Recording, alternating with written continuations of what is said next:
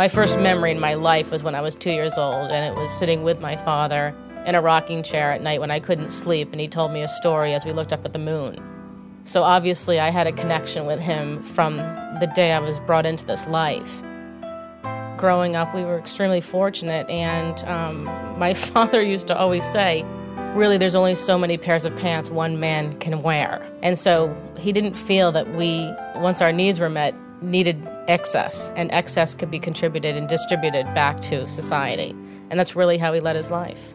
We learned about the fund upon his passing, and there weren't any specific instructions as to where he wanted his children, my brother and I, to direct the grant distributions of this fund, which again was creating opportunity for us to give back and follow in his footsteps, while we also are able to work together on the greater good. And it just fits within who he was as a person, and it was a real honor to have this fund bestowed upon us and to be able to work with Rhode Island Foundation. And it's been a great experience, really. Probably one of the most joyful experiences I've had coming out of his passing.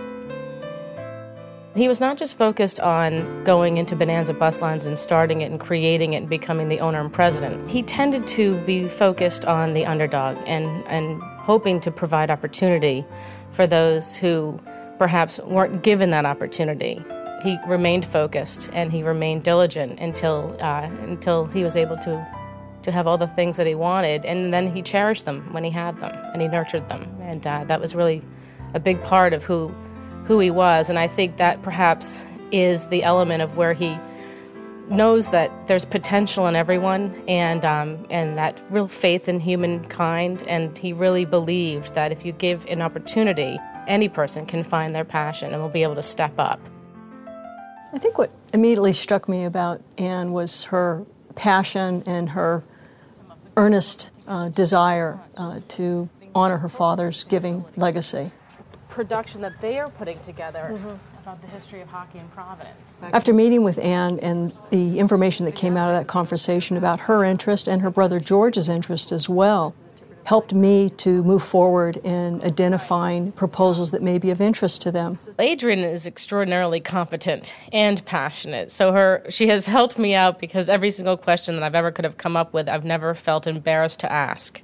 She always has an answer, and she's always providing information, and she's also opening doors to new information that I wouldn't even know of programs that existed without her help.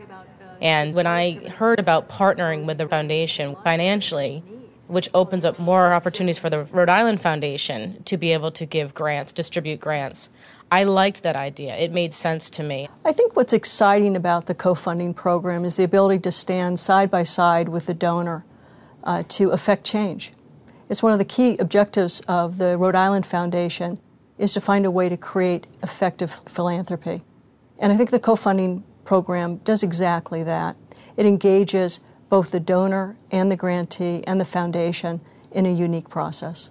My decisions are being guided by my father, and I learn about grant requests that are creating opportunities for those that are in need, or educational opportunities or training programs for people who otherwise weren't going to be given that opportunity to be able to better their lives. St. Andrew's School in Barrington he was very involved with. He was a member of the Board of Trustees, and he was very passionate about that school specifically. He's very also involved with the Rhode Island Philharmonic. He has purchased the timpanist chair, and the way that our seats were seated in Providence during the season, our tickets were up in the corner in which he could absolutely focus on the timpanist.